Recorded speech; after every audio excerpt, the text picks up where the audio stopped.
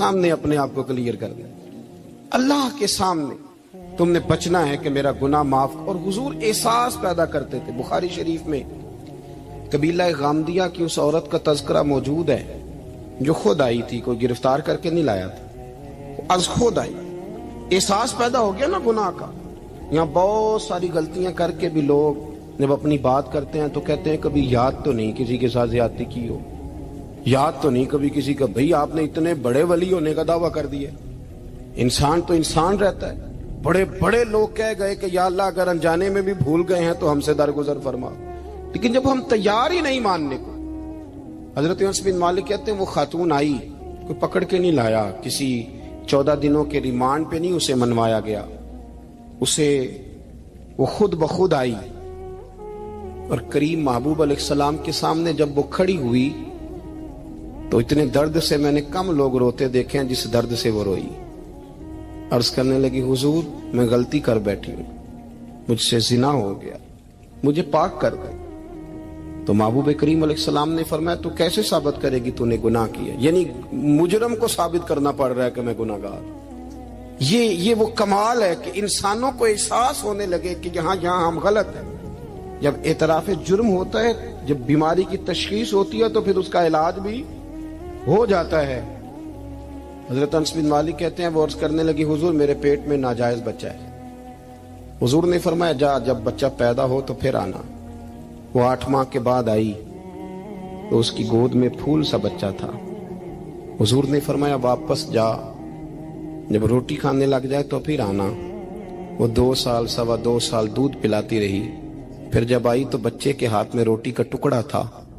करीम महबूब सल्लल्लाहु ताला अलैहि वसल्लम से आके जब उसने बात की तो वो दर्द से रोई, कहने लगी या रसूल अल्लाह 3 साल होने को हैं, मैंने गुनाह किया है, मैं सारी रात सो नहीं पाती। हुजूर तड़पती, अगर इस हाल में मर गई तो अपने रब को क्या मुंह दिखाऊं, मुझे पाक कर दे, मेरे हाल पे रहम फरमाए। महबूब करीम सल्लल्लाहु अलैहि वसल्लम ने बच्चा एक सहाबी को दिया, फरमाया बच्चों की तरह पालना, और कहा इसे ले जाओ, पत्थर मार मार के इसे संसार कर दो। सहाबा कहते हैं उसे पत्थर लग रहे थे और हुजूर बेचैनी के साथ टहल रहे थे। आके खबर दी, हुजूर वो तो विसाल कर गए, इंतकाल हो गया। फरमाया यहां तक तो बात उसकी थी। हजरत अनस बिन मालिक कहते अब महबूब करीम ने सहाबियात से फरमाया उसे गुस्ल दो, कफन पहनाओ, जनाजा तैयार हो जाए तो मुझे खबर करना। हजरत अनस बिन मालिक कहते हैं गुस्ल हुआ, कफन हुआ, जनाजा तैयार हुआ तो हैरान हम तब हुए जब मेरे महबूब ने फरमाया सफ़े बनाओ, मैं खुद जनाजा पढ़ाऊंगा, मैं खुद जनाजा पढ़ाऊंगा। और सरकार ने जनाजा पढ़ाया तो एक शख्स की जुबान से निकला, हुजूर इस मलऊन का माज़अल्लाह जनाजा जिसने नाजायज बच्चा जना, इसके लिए आप दुआ कर रहे हैं, जनाजा पढ़ा। हुजूर फरमाने लगे खामोश हो जाओ, तुमने गुनाह देखा है उसका एहसास नहीं देखा, तुमने गलती देखी है लेकिन उसकी तौबा का अंदाज नहीं देखा। और साहिब कंजुल माल ने ये लफ्ज नकल किए हैं कि करीम महबूब फरमाने लगे उसने तो ऐसी शानदार तौबा की है कि अगर मैं अपनी सारी उम्मत में बांट दूं तो अल्लाह सबकी मगफिरत फरमा देगा। एहसास जब पैदा हो जाता है ना अपने दिल के अंदर कि यहाँ मैं गलत हूं। इन्नल आब्दा इज़ा तारफा सुम्मा ताबा ताबल्लाहु अलैहि औ कमा क़ाल नबी सल्लल्लाहु अलैहि वसल्लम, रवाहु मिशकात। हुजूर ने फरमाया जब कोई बंदा कहता है ना अल्लाह मैं भूल गया था, और फिर वो तौबा करता है तो रब उसकी तौबा को फौरन ही कबूल फरमा लेता है। हजरत अब्दुल्ला बिन उज़ाफा जिहाद कर रहे थे, रूम के ईसाइयों ने गिरफ्तार कर लिया।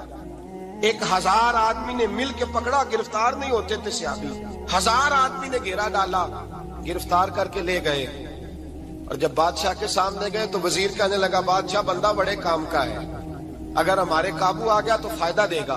सहाबी हैं हजरत अब्दुल्ला बिन उज़ाफा, हजरत फारूक आदम का जमाना है, अगर काबू आ गया तो फायदा देगा। बादशाह कहने लगा क्यों, क्या खूबी है? कहने लगे हम 1000 आदमी थे, ये अकेला काबू नहीं आ रहा था, 1000 आदमी थे, अगर हमारी फौज में शामिल हो गया तो बहुत बड़ा जर्नैल मिलेगा।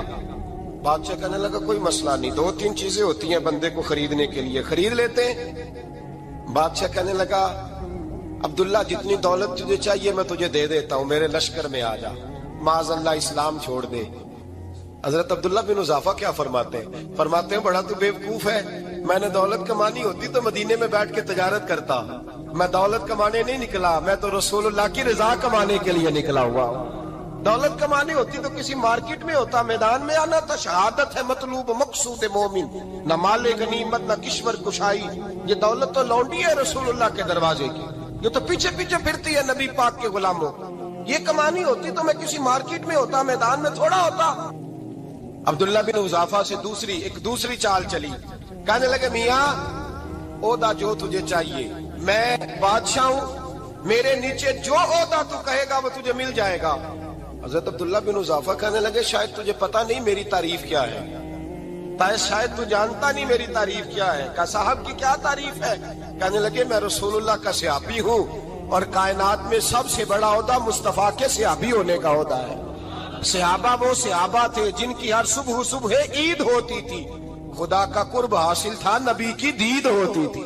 فرمایا میں نے حضور کے جلوے دیکھے ہوئے ہیں, مجھے عہدے کی ضرورت ہی نہیں, اور میں نے عہدہ لینا ہوتا تو میں سیاست کرتا. میں تو شہادت لینے نکلا ہوں میدان میں, عہدے کا میں نے کیا کرنا ہے. اب بادشاہ کہنے لگا اسے قتل کر دو. وزیر کہنے لگا نہیں, ایک بات اور ہے, مجھے ایک چال اور چلنے دو. کہا وہ کیا؟ کہنے لگے میری بیٹی بڑی خوبصورت ہے, مجھے موقع دو اپنی ہی بیٹی کو سجا بنا کے. وہ جوان جس کی جوانی اتنی بڑی ہے کہ 1000 آدمی مقابلے میں کھڑا نہیں ہوتا, اس جوان کے کمرے میں رات کی تنہائی میں بنا سوار کے بی بی کو بھیجا. وہ بی بی کہتی ہے میں ساری رات بن سور کے اس صحابی کے کمرے میں بیٹھی رہی, لیکن یہ کیا شخص تھا, ساری رات ہی مسلح پہ بیٹھا رہا, ساری رات ہی. کچھ دیر تھک جاتا تو یہ کریم رسول پہ درود پڑھنا شروع کر دیتا. بی بی کہتی ہے سحری ہو گئی تو میں نے چھو کے دیکھا کہ انسان ہے کہ جن ہے, یہ بندہ ہے کہ فرشتہ ہے. چھو کے دیکھا, کہنے لگے پیچھے ہٹ جا. میں نے کہا میں نے تو سنا تھا تو 1000 کے مقابلے میں ہے, اور تو اتنا بے حس ہے کہ بنی